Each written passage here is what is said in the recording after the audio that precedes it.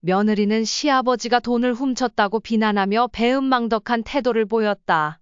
그의 아들은 그를 변호하지 않고 아내와 함께 집 밖으로 쫓아냈습니다. 아버님, 그깟 돈이 얼마나 된다고 이러세요? 제가 뭐 큰 죄라도 지었나요? 며느리가 당당하게 말하는 순간 아버지는 얼굴이 붉어지며 역정을 내셨다. 이깟 돈? 내가 뭘 알아?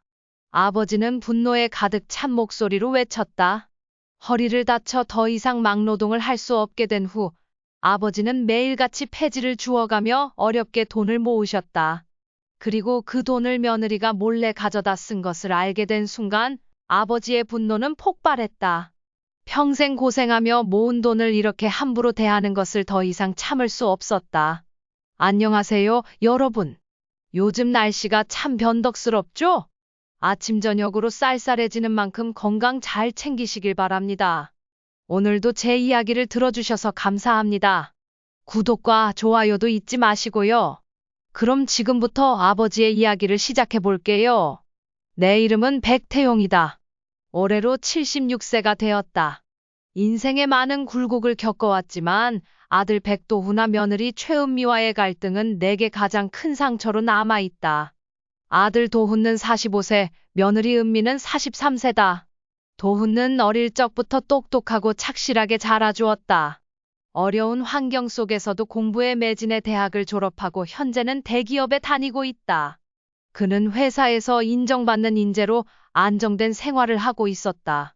나는 도훈과 나와 아내의 자랑이었고 우리 가족의 희망이었다. 그러나 도훈과 결혼한 후 우리 가족의 평화는 조금씩 무너져 내리기 시작했다. 며느리 은미는 결혼 전에는 똑똑하고 예의 바른 사람처럼 보였다. 그녀는 대학을 졸업한 뒤 잠시 직장 생활을 하다가 도훈과 결혼하면서 전업주부로 생활하게 되었다. 처음에는 그녀가 가정에 충실할 것이라 기대했지만 시간이 지날수록 그녀의 태도는 변하기 시작했다. 그녀는 점차 냉소적이고 이기적인 모습으로 변해갔다. 특히 나를 향한 그녀의 시선은 점점 차가워졌다. 나는 평생을 힘들게 살아왔다. 젊었을 때는 여러 가지 일을 하며 가족을 부양했다. 나이가 들면서 몸은 점점 쇠약해졌다. 그리고 몇 해 전 막노동을 하다가 허리를 다치면서 더 이상 무거운 짐을 들 수 없게 되었다. 그때부터 내 삶은 더욱 힘들어졌다. 도훈과 경제적으로 지원해 주려고 했지만 나는 아들 부부에게 부담을 주고 싶지 않았다. 그래서 나는 새벽이나 밤에 폐지를 주워 생활비를 마련하기 시작했다.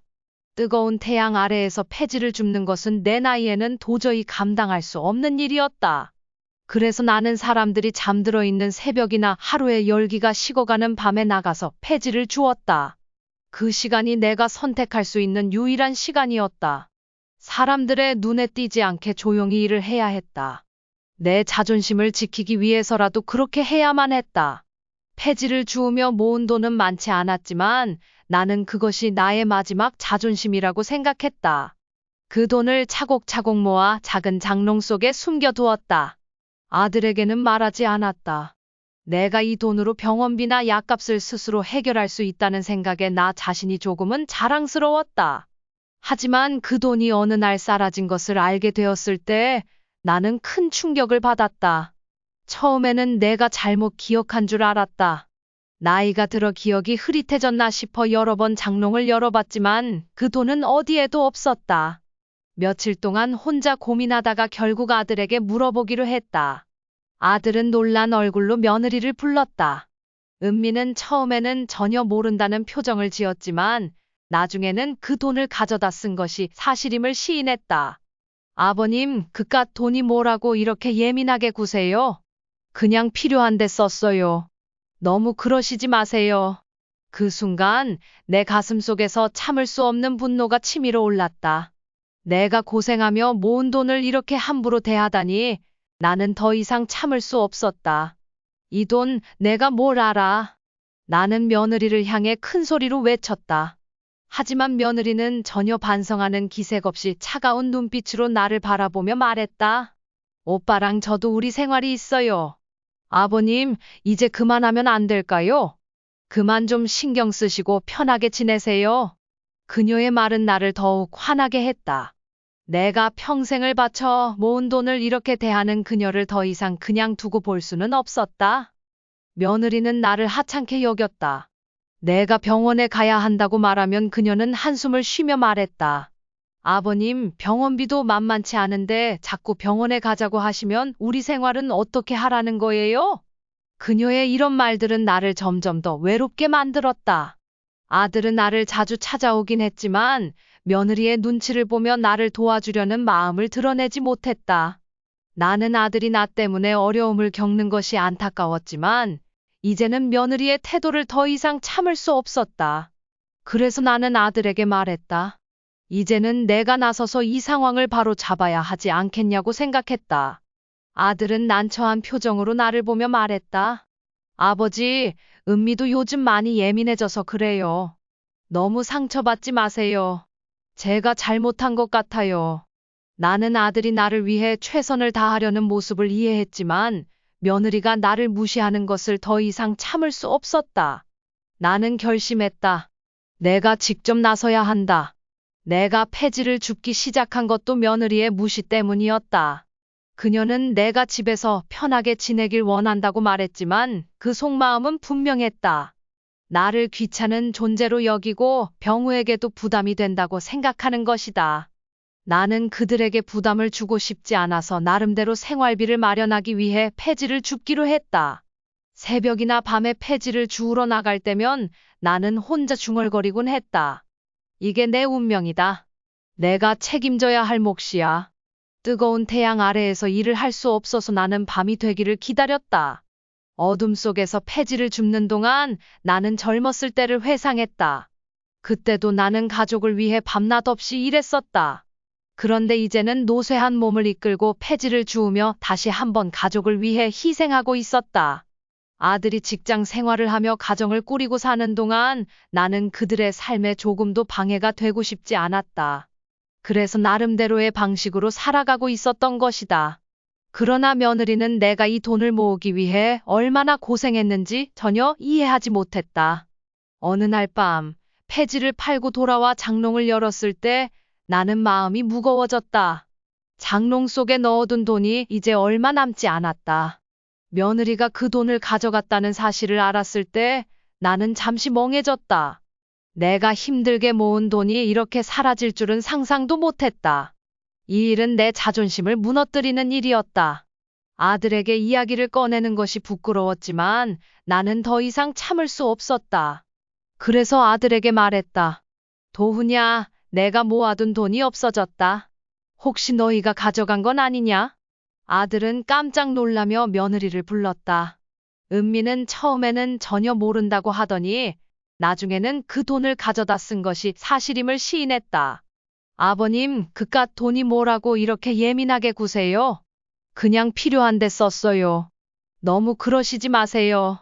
그 순간 내 마음속에 있던 모든 인내심이 무너져 내렸다. 이깟 돈 내가 뭘 알아?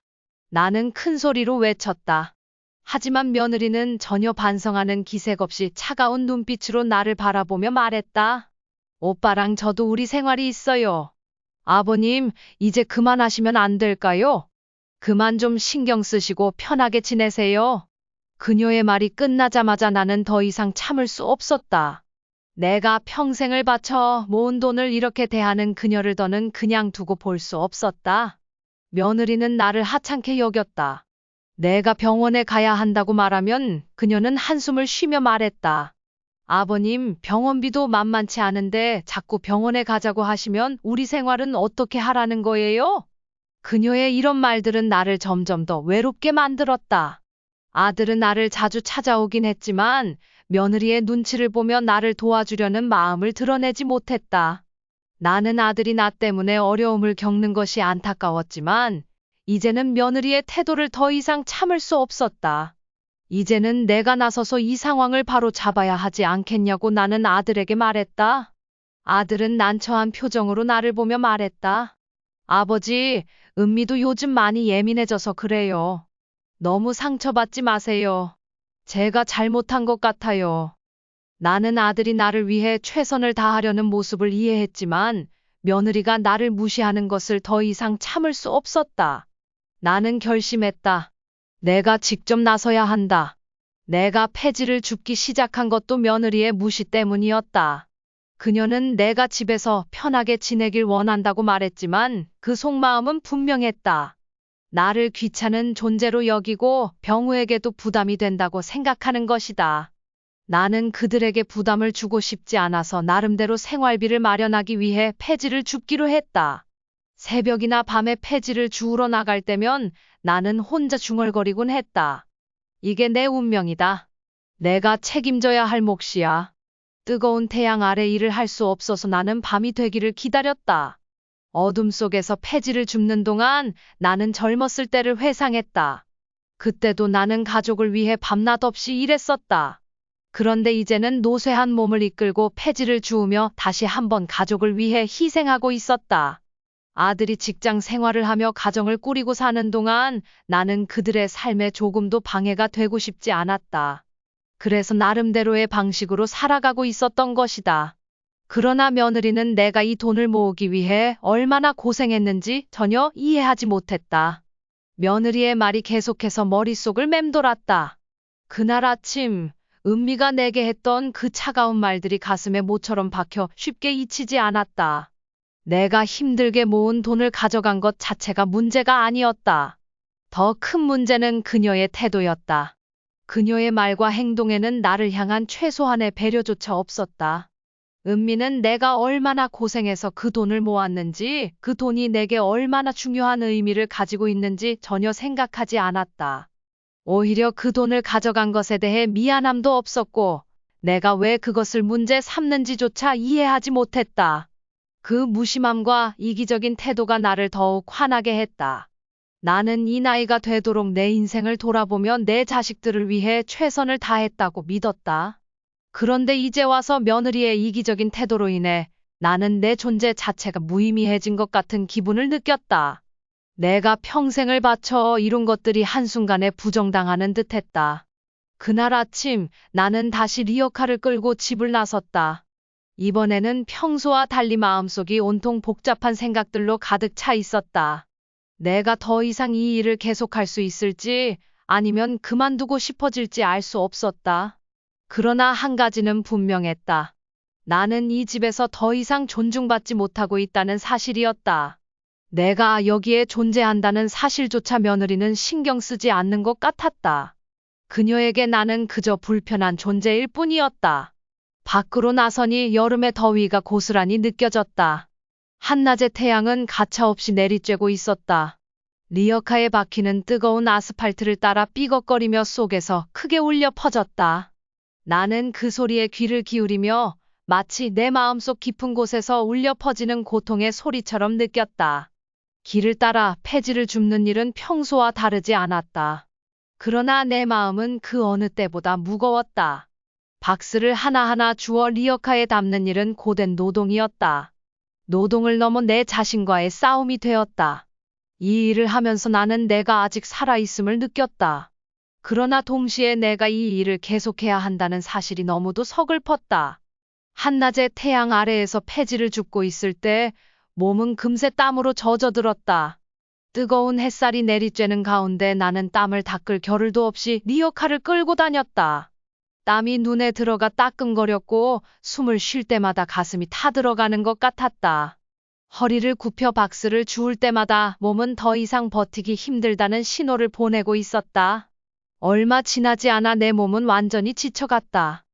허리를 펴며 잠시 리어카를 멈추고 깊은 숨을 들이쉬었지만 그 숨마저도 무거웠다. 몸이 점점 무거워지고 다리와 허리의 근육이 아파왔다. 한번 굳어버린 근육은 쉽게 풀리지 않았다. 마치 내 몸이 더 이상 움직이기 싫다는 듯이 반응했다. 그러나 나는 멈출 수 없었다. 멈추면 모든 것이 끝난다는 생각이 들었다. 나는 살아남기 위해 이 일을 계속해야 했다. 나의 존재를, 나의 자존심을 지키기 위해서라도 이 일을 포기할 수는 없었다. 더위 속에서 땀을 흘리며 폐지를 줍는 동안 나는 계속해서 며느리의 차가운 태도와 그녀의 이기적인 말들이 떠올랐다. 그녀는 내가 이 일을 하면서 느끼는 고통을 전혀 이해하지 못했다. 그녀는 그저 자신이 편하게 살기 위해 나를 무시하고 자신의 이익을 챙기는 것에만 신경 쓰고 있었다. 그 점이 나를 더욱 화나게 했다. 그렇게 땀을 뻘뻘 흘리며 리어카를 끌고 집에 도착했을 때 나는 며느리의 시선을 느꼈다. 은미는 주방에서 무언가를 하다가 나를 보고는 얼굴을 찡그렸다. 그녀의 얼굴에는 나를 향한 불쾌감이 가득했다. 아버님, 이렇게 땀을 흘리면서까지 이런 일을 하셔야겠어요? 그냥 집에서 쉬시는 게 더 나을 텐데요. 그녀의 목소리는 비아냥거리는 듯했다. 나는 아무 말도 하지 않고 그저 방으로 들어가려 했다. 그러나 그녀의 차가운 시선이 나를 따라왔다. 그 시선 속에는 나를 향한 존중이나 배려는 전혀 없었다. 오히려 나를 불편하게 여기는 그녀의 속내가 그대로 드러나 있었다. 저녁에 손님들 오실 건데 집에서 좀 쉬면서 조용히 계셨으면 좋겠어요. 괜히 아버님이 땀 냄새 풍기면서 돌아다니시면 불편하니까. 그녀의 말은 마치 칼날처럼 내 가슴을 후벼 팠다. 나는 그녀의 말에 대답할 힘조차 없었다. 더위에 지친 내 몸은 이제 겨우 버티고 있을 뿐이었다. 나는 방으로 들어가 조용히 문을 닫았다. 방은 여전히 덥고 습기로 가득했지만 그보다 더 나를 괴롭히는 것은 며느리의 그 차가운 말들이었다. 나는 침대에 누워 지난 날을 떠올렸다. 내가 도훈을 키우며 얼마나 많은 희생을 했는지, 그리고 그 희생이 헛되지 않기를 바라는 마음으로 얼마나 노력했는지를. 그러나 이제 와서 내가 얻은 것은 무엇이었을까? 며느리의 이기적인 태도, 아들의 무력함, 그리고 내 몸을 갉아먹는 고통뿐이었다. 그 생각에 내 눈에는 눈물이 고였다. 그러나 나는 쉽게 포기할 수 없었다. 내가 지금까지 살아온 삶을 부정하고 싶지 않았다. 내가 살아왔던 방식, 내가 선택했던 길이 틀리지 않았음을 증명하기 위해 나는 계속해서 이 일을 이어가야 했다. 내가 느끼는 고통과 상처 속에서도 나는 끝까지 내 자존심을 지켜야 한다고 다짐했다. 며칠 후 나는 다시 리어카를 끌고 폐지를 주우러 나갔다. 그러나 이번에는 무언가 달랐다. 내 마음속에 있던 분노와 원망이 점차 사라지기 시작했다. 대신 나는 이 일을 통해 내 자신을 지키고 있다는 생각이 들었다. 이 일은 나에게 단순한 노동 이상의 의미를 가지고 있었다. 그것은 내 삶의 마지막 자존심이자 세상에 남길 수 있는 유일한 흔적이었다. 그렇게 나는 다시 한번 마음을 다잡고 리어카를 끌며 골목길을 걸어갔다. 폐지를 주우며 나는 내 몸의 고통을 느꼈지만 그 속에서 살아있다는 희망을 찾으려 했다. 내 몸이 아프고 지쳤지만 그 고통이야말로 내가 아직 살아있다는 증거였다.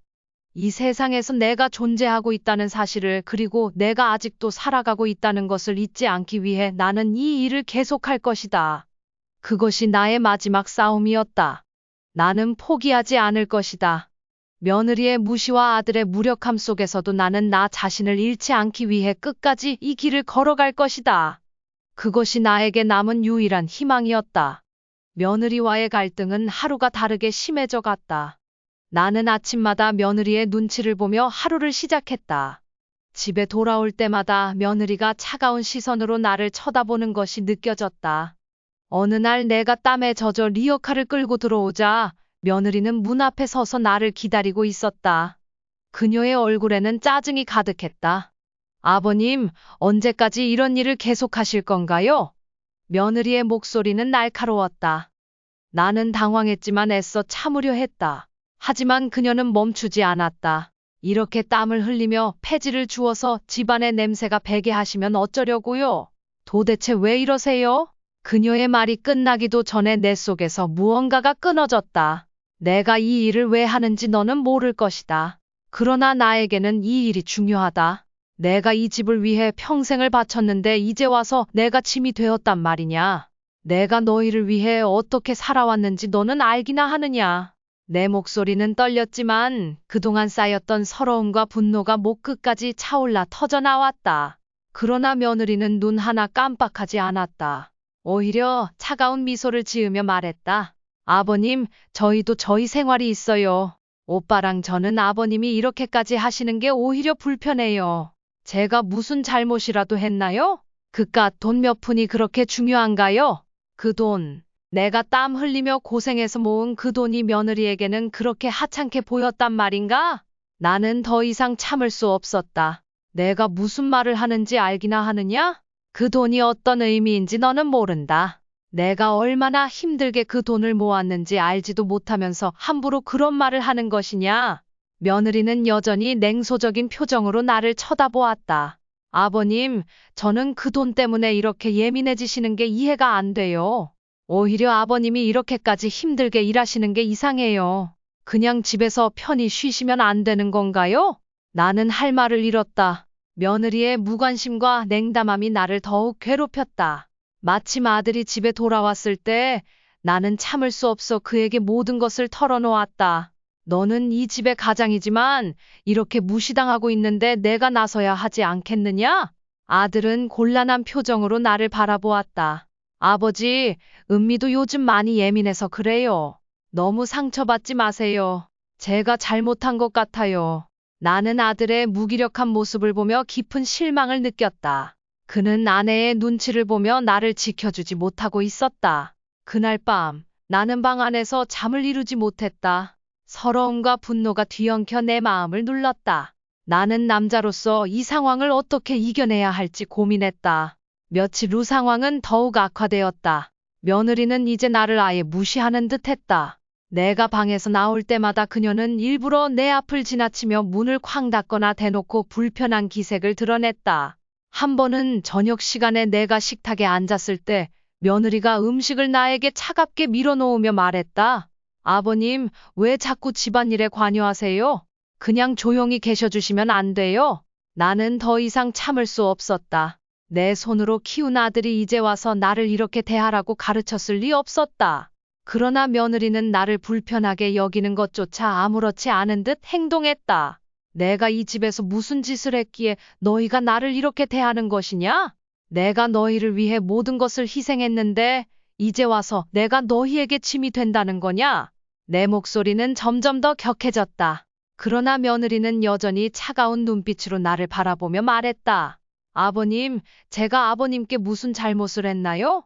그저 제 생활을 좀 편하게 하고 싶은 것뿐이에요. 아버님께서 자꾸 이렇게 하시면 저도 힘들어요.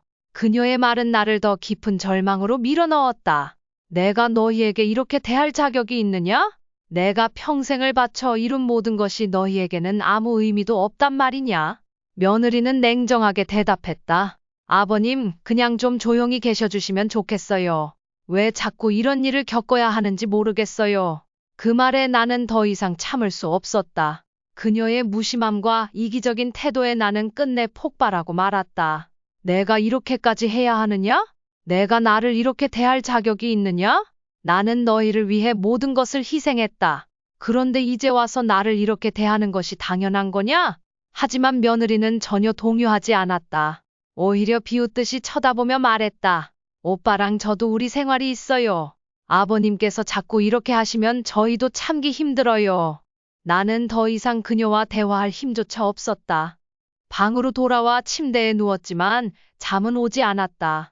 그저 내가 살아온 인생이 헛되지 않기를 바랄 뿐이었다. 하지만 이제는 그마저도 의미가 없어진 것 같았다. 서러움과 외로움이 나를 지배했다. 더 이상 이 상황을 견딜 수 없다는 생각이 들었다. 나는 창문을 열고 몰래 훌쩍였다. 남자로서 눈물을 보이는 것이 부끄러웠지만 차가운 밤 공기에 의지하며 내 눈에서 흐르는 눈물을 멈출 수 없었다. 다음 날 아침 나는 다시 리어카를 끌고 밖으로 나섰다. 더위는 여전했고 나는 땀을 흘리며 폐지를 주었다. 그러나 이번에는 뭔가 달랐다. 나는 이 일을 통해 내 자신을 지키고 있다는 생각이 들었다. 이 일은 나에게 단순한 노동 이상의 의미를 가지고 있었다. 그것은 내 삶의 마지막 자존심이었다.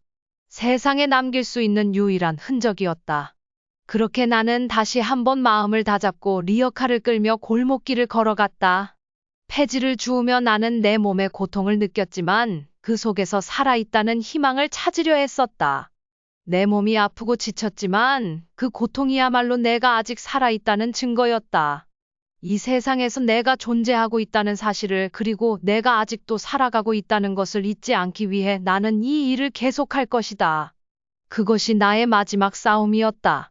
나는 포기하지 않을 것이다. 며느리의 무시와 아들의 무력함 속에서도 나는 나 자신을 잃지 않기 위해 끝까지 이 길을 걸어갈 것이다. 그것이 나에게 남은 유일한 희망이었다. 나는 여느 때처럼 리어카를 끌고 동네를 돌며 폐지를 주었다. 박스를 주우려는 일은 여간 힘든 일이 아니었지만 나는 이 일이 나에게 남은 자존심의 마지막 조각이라고 생각하며 묵묵히 이어갔다. 더운 여름날의 태양은 머리 위에서 장렬했고 땀은 끊임없이 흘러내렸다. 하지만 땀에 젖은 옷가지조차도 더 이상 신경 쓰지 않았다. 그저 오늘 하루도 살아남기 위해 이 일을 마치고 돌아가야겠다는 생각뿐이었다. 그날 나는 평소 가지 않던 길을 택했다. 동네 사람들의 시선을 잠시라도 피하고 싶은 마음에 다른 골목길로 접어들었다. 그렇게 걷다 보니 어느새 나는 옆 동네 모텔촌 근처까지 가게 되었다. 이 길은 내가 자주 다니는 곳이 아니었기에 약간의 불안감이 밀려왔지만 나는 그저 낡은 박스를 더 많이 주울 수 있을 거라는 기대감에 그 불안을 덮어버렸다. 모텔촌 근처로 다가가며 나는 박스 더미에 손을 뻗었다. 낡은 박스를 하나씩 리어카에 담으며 눈앞의 일에만 집중하려 했다. 그런데 그 순간 멀리서 낯익은 얼굴이 보였다. 나는 반사적으로 시선을 그쪽으로 돌렸다. 처음에는 그 얼굴이 낯설었다. 아니, 낯설다고 생각하려 했다. 대낮에 이런 곳에서 며느리를 마주칠 리가 없다고 스스로를 다독였다. 하지만 그녀의 얼굴을 분명히 확인한 순간 내 심장은 멈출 듯이 멈췄다. 며느리였다. 내 아들의 아내, 우리 집의 며느리가 낯선 남자와 함께 웃으며 대화를 나누며 모텔로 들어가고 있었다. 나는 그 자리에 얼어붙었다. 믿을 수가 없었다. 아니, 믿고 싶지 않았다. 그동안 미심쩍었던 그녀의 행동들이 머릿속에서 퍼즐처럼 맞춰졌다. 그리고 그 퍼즐이 완성되자마자 내 가슴속에서는 참을 수 없는 분노와 배신감이 치밀어 올랐다. 내가 평생을 바쳐 이룬 가정이 이토록 쉽게 무너지는 모습을 눈앞에서 보고 있을 줄은 꿈에도 몰랐다. 나는 그 자리에 멈춰섰다. 속이 혼란스러웠다. 어떻게 해야 할지, 이 상황을 어떻게 받아들여야 할지 전혀 갈피를 잡을 수 없었다. 하지만 이 순간을 그냥 지나칠 수는 없었다. 나는 본능적으로 주머니 속에 있는 스마트폰을 꺼냈다. 떨리는 손으로 스마트폰에 카메라를 켜고 그 장면을 몰래 찍기 시작했다. 증거가 필요했다. 내가 이 일을 도훈에게 말할 때 확실한 증거가 필요했다. 사진 속에서 며느리는 낯선 남자와 함께 모텔 문을 열고 들어갔다. 사진을 찍으면서도 내 마음은 갈기갈기 찢어지는 듯했다. 내가 무엇을 보고 있는지, 이 장면이 무엇을 의미하는지 똑똑히 알고 있었지만 그것을 인정하고 싶지 않았다. 내가 평생을 바쳐 이어온 가정이 이렇게 무너지고 있다는 사실이 내게는 너무도 큰 충격이었다. 나는 그 자리를 떠나기 전까지도 며느리가 나를 알아채지 않기를 바랐다. 그녀가 이 모든 걸 숨기고 있다고 생각하는 모습이 나에게는 더 이상 참을 수 없는 분노를 불러일으켰다. 집으로 돌아오는 길에 나는 며느리의 배신을 어떻게 처리할지 고민했다. 바로 도훈에게 말할 것인가? 아니, 그렇게 하는 것만이 능사는 아니었다. 나는 신중하게 계획을 세우기로 마음먹었다. 며느리가 이 집을 떠나게 만드는 것이 중요했다. 도훈과 상처를 받지 않도록 나는 최대한 조심스럽게 접근하기로 했다. 며느리에게 직접 대면하여 그녀의 잘못을 스스로 고백하게 만들고 그 후에 도훈에게 알리는 것이 가장 나을 것 같았다. 며칠 동안 나는 아무 일 없다는 듯 행동했다. 며느리와 마주칠 때도 평소처럼 대했고 도훈에게도 그날의 일을 전혀 내색하지 않았다. 하지만 내 속에서는 차가운 분노가 계속해서 끌어올랐다. 나는 며느리의 동향을 주시하며 그녀가 또다시 같은 행동을 저지르는지 살폈다. 그녀는 여전히 교묘하게 자신의 행적을 숨기려 했지만 나는 이미 그녀의 속셈을 알고 있었기에 감시에 눈을 떼지 않았다. 그날 밤 나는 며느리에게 정면으로 맞서기로 결심했다. 그녀가 저녁을 준비하고 있을 때 나는 조용히 다가가 방으로 불렀다. 며느리는 아무 의심 없이 나를 따라왔다. 나는 문을 닫고 그녀와 단둘이 마주 앉았다. 수야, 요즘 자주 외출하는 것 같더구나. 어디 다녀오는 거니? 나는 차분한 목소리로 물었다. 그녀는 잠시 당황하는 기색을 보였지만 이내 아무렇지 않은 듯 대답했다. 아버님, 그냥 친구들 만나고 있어요. 특별한 일은 없어요.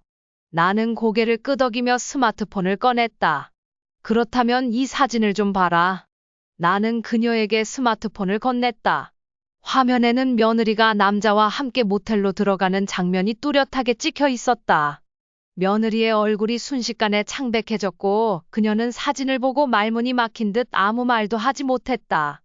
그 순간 그녀가 얼마나 큰 실수를 저질렀는지 깨달은 것 같았다. 그녀의 눈동자가 흔들리고 입술이 떨리기 시작했다. 아버님, 이건 오해예요. 그저 친구일 뿐이에요. 그녀는 끝까지 변명하려 했지만 나는 이미 그녀의 모든 거짓말을 꿰뚫고 있었다. 나는 냉정하게 대답했다. 변명하지 마라. 나는 내가 도훈을 배신했다는 것을 똑똑히 보았다. 하지만 내가 바로 도훈에게 이 사실을 말하지는 않을 것이다. 너에게 스스로 이 집을 떠날 기회를 주겠다. 만약 내가 이 집을 떠나지 않는다면 나는 도훈에게 모든 것을 알릴 것이다. 며느리는 절망에 빠진 얼굴로 나를 바라보았다. 그녀는 입을 열어 뭔가를 말하려 했지만 내 결심이 확고하다는 것을 눈치채고 결국 입을 다물었다. 나는 마지막으로 그녀에게 덧붙였다. 이 집에서 너의 자리는 더 이상 없다. 우리 가족을 이렇게 배신한 이상 이 집에 있을 자격이 없다. 하지만 내가 도훈에게 알리기 전에 스스로 정리하고 떠나주길 바란다. 그날 밤 이후 나는 며느리의 행동을 지켜보았다. 그녀가 스스로 이 집을 떠나주길 바랐다. 하지만 며느리는 변명할 기회를 스스로 내던지고 오히려 더욱 교묘하게 행동하기 시작했다. 나는 그녀가 또다시 그 남자를 만나는 장면을 목격하게 되었고 그녀가 스스로 변할 의지가 전혀 없다는 것을 확신했다. 며느리가 스스로 상황을 해결하지 않을 것이라는 사실이 분명해지자 나는 마침내 도훈에게 모든 것을 밝히기로 결심했다. 어느 날 며느리가 외출한 틈을 타 나는 도훈을 방으로 불렀다. 나는 침착하게 모든 사실을 이야기했고 내가 찍은 사진을 보여주었다. 도훈은 처음에는 믿기 어려워했다. 아버지, 설마 은미가 그럴 리가 없어요. 하지만 내가 보여준 증거는 너무도 명백했다. 아들의 얼굴은 순식간에 창백해졌다. 왜 이제야 말씀하셨어요? 왜 저를 이렇게 오래도록 두셨어요? 도훈의 목소리는 떨리고 있었다. 나는 그의 손을 꼭 잡고 조용히 말했다. 너에게 기회를 주고 싶었다. 내가 직접 결단을 내리길 바랐다. 은미에게도 기회를 주었다. 하지만 그녀는 변하지 않았다.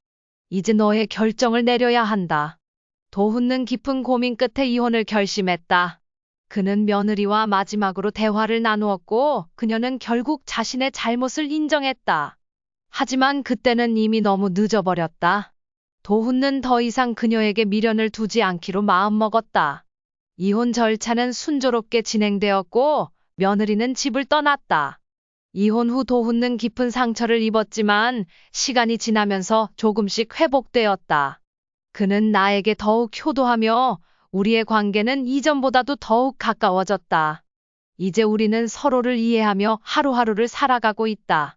나는 더 이상 며느리의 차가운 시선을 받지 않아도 되었고 도훈도 더 이상 그녀의 무관심 속에서 고통받지 않는다. 지금 나는 하루하루가 평온하다. 며느리가 떠난 후 우리 집은 다시금 평화를 되찾았다. 나는 도훈과 함께 시간을 보내며 그동안 잃어버렸던 가족의 의미를 다시금 되찾았다. 나는 내 방식대로 복수를 완성했고 이제는 나를 괴롭히던 그 모든 고통에서 벗어날 수 있었다. 아들이 나를 이해하고 나의 고통을 함께 나눠주는 지금 나는 하루하루를 만족하며 살아가고 있다. 내 삶은 여전히 이어지고 있으며 나는 그 속에서 작은 행복을 찾고 있다. 이제는 과거의 상처를 뒤로하고 우리는 새로운 미래를 향해 나아가고 있다. 아들은 나에게 든든한 존재가 되었고 나는 그의 곁에서 그를 지켜보며 우리의 남은 날들을 함께 걸어갈 것이다. 여러분, 오늘의 이야기가 마음에 드셨다면 구독과 좋아요 부탁드립니다. 여러분의 응원은 저에게 큰 힘이 됩니다. 앞으로도 좋은 이야기로 찾아뵙겠습니다. 감사합니다.